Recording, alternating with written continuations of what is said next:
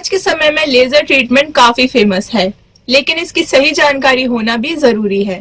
तो चलिए जानते हैं डर्मेटोलॉजिस्ट डॉक्टर आशुतोष पाल से कि वो इस बारे में क्या कहते हैं। जो लेज़र ट्रीटमेंट करवाते हैं लोग, तो क्या वो वैक्सीन से बेटर है?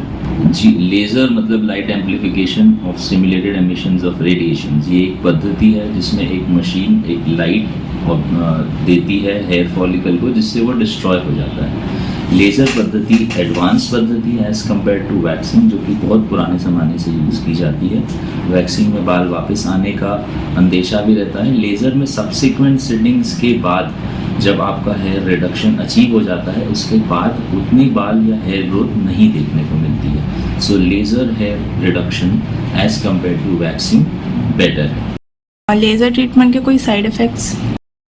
देखिए, लेज़र ट्रीटमेंट जब हम करते हैं तो हम पेशेंट को बुलाते हैं। जैसे हाथ का लेज़र ट्रीटमेंट करना रहा तो उस पार्ट को पहले शेक किया जाता है ताकि ऊपर स्किन से बाहर निकले हुए हेयर्स जो हैं वो चले जाएं, और वो जो लेज़र है वो सीधे सीधे स्किन के अंदर मौजूद हेयर फॉलिकल को ही टारगेट करता है। कई बार लोगों को हल्की सी रेडनेस का या हल्की सी चिलमिलाहट जलन का एहसास रहता है, और रेडनेस शायद 1-2 दिन रहती है।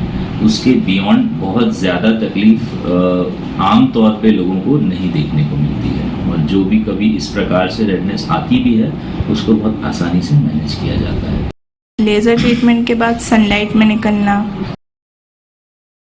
लेज़र एक बहुत ही ब्रॉड टर्म है। अगर आपको लेज़र हेयर रिडक्शन के बारे में पूछना है तो लेज़र हेयर रिडक्शन करके अगर आपके चेहरे पे किसी प्रकार की रेडनेस या लालपन नहीं आया है तो आप बिल्कुल बेशक सनलाइट में निकल सकते हैं, है ना। पर फिर भी प्रेफर ये किया जाता है कि सनस्क्रीन लगाकर सनलाइट में बाहर निकला जाए। अगर रेडनेस है तो रेडनेस बैठने पे पिगमेंटेशन होने की संभावना बहुत कम ही सही पर होती है, उस चीज़ का आपको ध्यान रखना है। हेयर रिमूवल्स ट्रीटमेंट है लेज़र के अलावा, और कौन से ट्रीटमेंट होते हैं जो सेफ है?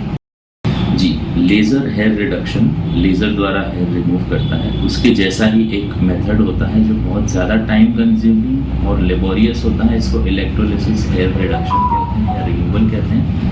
उसमें हेयर को एक एक करके रिमूव किया जाता है। ये आमतौर पे वाइट हेयर्स के लिए किया जाता है या जिनके सफ़ेद बाल होते हैं, क्योंकि ये ब्लैक हेयर पे उतना ईजीली आपका लेज़र रिस्पॉन्ड करता है, उसके मुकाबले वाइट हेयर पे नहीं कर पाता। इसीलिए उस समस्या को हल करने के लिए इलेक्ट्रोलिसिस हेयर रिमूवल किया जाता है।